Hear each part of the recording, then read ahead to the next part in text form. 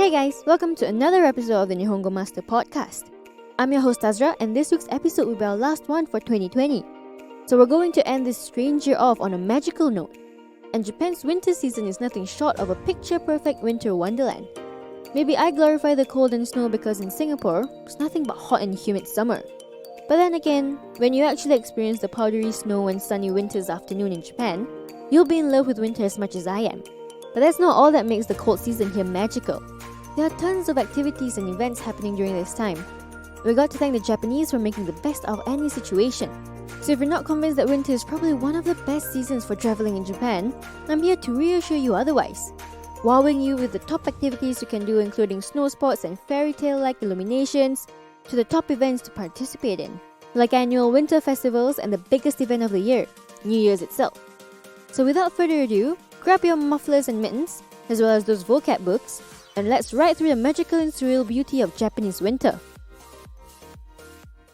Before I rope you in with all the fun and exciting happenings in the country, let's talk a bit about the weather in Japan during winter. Like most countries, the winter season starts around December and goes on till mid-March. But wait, Japan is huge and stretches out quite far north and south, so the exact dates greatly depend on the parts of the country. Some prefectures start their winter as early as November, and some others can begin welcoming spring in February. Also varying by location is the temperature. Tokyo's winter temperature is probably the most ideal. It's not too cold, with afternoons about 12 degrees Celsius and mornings and evenings about 3 degrees Celsius. If you really want the cold winter, up north in Hokkaido is where you should go, with regular snowfalls and temperature dropping below 0 degrees Celsius. If these areas are still too cold for you, not to fret. Japan has an even milder winter down south in Okinawa, where you'll get the most comfortable weather of 15 to 20 degrees Celsius all throughout the season. So now that we got that out of the way, let's jump right into the winter activities and events in the land of the rising sun. Regardless of whether or not you're a sporty person, there's nothing better than hitting the snowy hills and slopes during Japanese winter. Of course, it goes without saying that Hokkaido is one of the most famous places to go for skiing and snowboarding, for both locals and tourists alike. No, and if you're wondering what ski and snowboard is in Japanese, I think you already know without even knowing. It's ski and snowboard. Don't worry if you're an absolute beginner like me, or a veteran skier or snowboarder. Hokkaido has powdery slopes for all. If you don't want to travel too far up north, Niigata and Yamagata prefectures are just as perfect for these snow activities. In fact, if you head up to Zao ski resort, you'll be able to kill two birds with one stone. This ski-ba, or ski resort, is not only surrounded by snow slopes, but its land is also full of ice trees that are nicknamed snow monsters, and you can zip around and buy them. Alternatively, Nagano is just a 2-hour drive away from Tokyo, but it feels like a world away when you're in the middle of the winter wonderland landscape of whiteness. Even if you don't want to get out of the capital city, where it's not lucky enough to experience snow and ice, there are still a few winter sports you can do. For example, ice susuketo, or ice skating. While major cities in Japan have all year-round ice skating rinks to brush up your skills, during winter, there are special outdoor rinks just for the season. Take your ice skating shoes for a ride at some of them. I recommend the one at Tokyo Skytree Town Ice Skating Park. The rink is at the foot of the famous Tokyo Skytree, and in the evening, it lights up. The next activity on our list is viewing the winter sights scattered all around Japan. While Japan is stunning all year round, the Japanese winter highlights certain displays that you can only witness during this cold season. Bear in mind that some of them do require a bit of travel, but trust me when I say they're worth the journey. Remember Nagano? I mentioned previously that it's a wonderful place to ski and snowboard. Guess what? It's also a unique winter site featuring monkeys, or saru in Japanese. At Jigokudani Koen, Japanese macaques would make their way down from the inside of the Jigokudani mountainsides to the thermal spa in Yokoyu River for a soak in the warm bath. Koen is Japanese for park. Yes, a park. Who would think of visiting a park in winter? But who wouldn't want to see monkeys soaking in an onsen, hot springs, while snowflakes fall down on their cute tiny faces? Another wonderful winter site is also pretty close to the capital city of Tokyo. Easily accessible in Saitama, the icicles of Misotsuchi is a spectacular winter phenomena.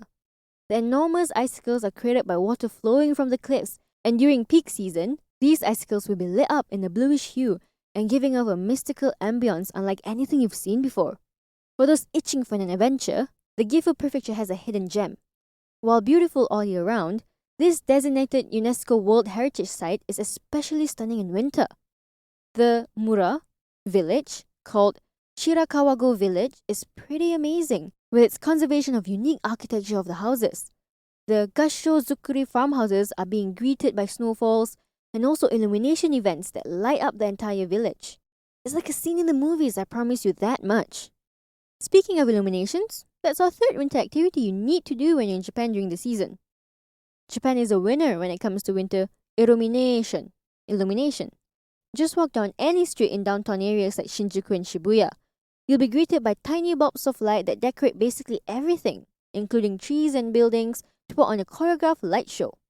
Just one city can have multiple light illuminations of various themes, attracting people near and far to appreciate the beauty of it all.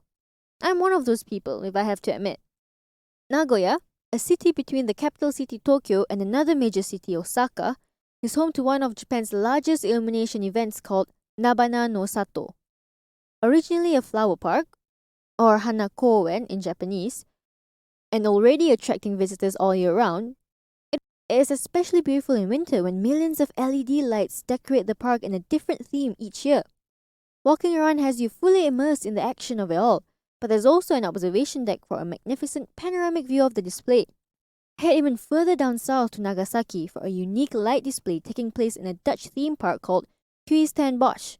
Similarly, it's already a famous attraction site to begin with, but the cold season brings an even bigger crowd, with its illuminations of over 13 million light bulbs that take over the park and illuminate the place following the attractions and ongaku, music.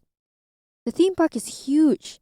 Some say it'll take hours to explore the Kingdom of Lights, so be prepared to set aside a bit of time to fully process the magic of it all. Snow sports, winter sights, and illuminations are just the tip of the iceberg of all the activities you can do during Japanese winter. So if you're already intrigued, then wait till you hear what events take place during this time of the year. But before that, here's a quick vocab recap. Ski. Snowboard, snowboard. Ice skate, ice skating. You can also call it kori suberi. Tsukiba, ski resort. Saru, monkey. Kouen, park. Onsen, hot spring. Mura, village. Hana, flower. Ongaku, music. By the way, if you haven't checked out our official website yet, why not give it a browse? At Nihongo Master, we offer efficient Japanese lessons that are quick, easy, and fun for Japanese language learners of all levels, from beginners to advanced. Our smart tools will assist you in areas where you need a little bit of a push and congratulate you on the ones you've aced. With a community of over 50,000 Japanese students, you're not alone on your learning journey.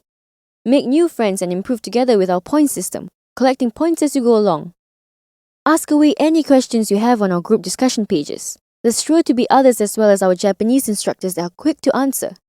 You can also take Nihongo Master with you on the go and learn Japanese as you trot the globe. Practical, right? We're moving on to the winter events in Japan. And if the winter activities give anything away, is that there's no letdown. What's the biggest holiday worldwide during winter? Yes, Christmas. As soon as Halloween is over and the calendar changes to November, Christmas decorations scatter around every corner of the country.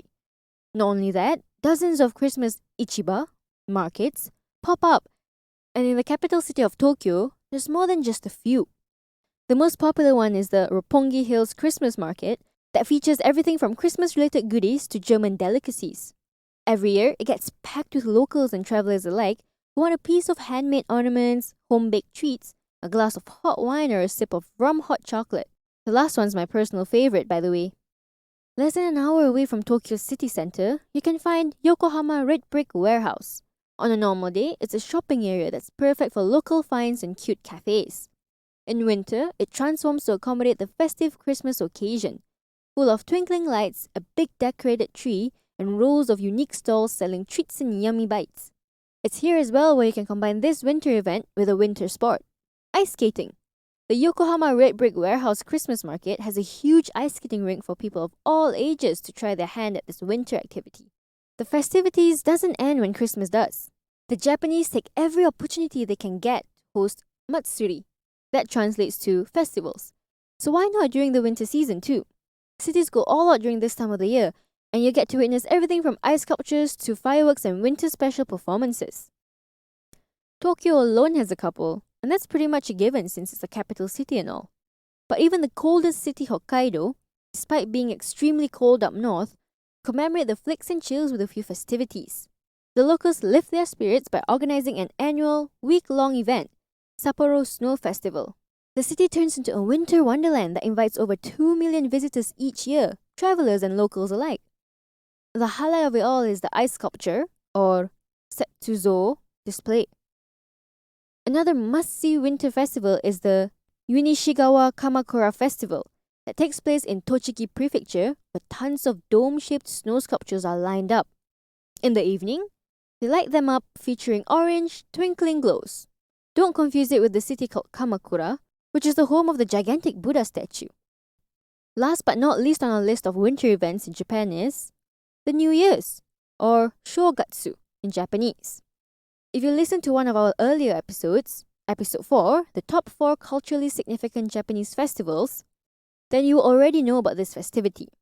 Majority of the Japanese people would consider this holiday to be the most important celebration in the whole entire year. New Year's Day, or Ganjitsu, is nothing like New Year's in the West. Festivities start well before the calendar changes a year and run through 7th or even 15th of January for certain regions. Companies and businesses are closed for a few days before Ganjitsu, usually around December 29th, and are on holiday till about January 4th. Even some supermarkets are not opened on January 1st, but the ones that do hold New Year's Day special sales, which also involves offering the seasonal consumer tradition, fortune bags called fukubukuro. In these bags, there's an array of different merchandise, and shoppers aren't allowed to check what's in it until they purchase it. I'm not going to go into detail. You'll have to give episode 4 a listen to know how this festival is celebrated. But there's a special meal that the Japanese prepare especially for this occasion called osechi ryori, consisting of various dishes associated with prosperity, health, and longevity. There are other foods too, but like I said, hush hush, episode 4. I will tell you about the most important practice though, which is the Hatsumode. It refers to the first shrine or temple visit of the year to pray for good luck. It can be done in the first 3 days of the new year, but many reserve it for the very first day, as soon as the clock strikes midnight. Maybe not this year though. Many of my Japanese pals are a bit cautious of COVID and the crowd, which is usually quite intense. The crowd, I mean. Oh, don't forget to greet everyone with Akemashite omedetou gozaimasu, loosely translating to Happy New Year, as soon as the clock strikes 12. But before January 1st, you say Yoi otoshi yo. What I tell ya, you're never going to get bored during Japanese winter. There's something popping up somewhere, whichever part of the country you're in. Christmas markets, festivals, and the big shebang of New Year's. You better get your festive hat on. Now for a quick vocab recap. Ichiba, market. Matsuri, festival. Setsuzo, snow sculpture. If you want to say sculpture, it's then chozo. Shogatsu, New Year's.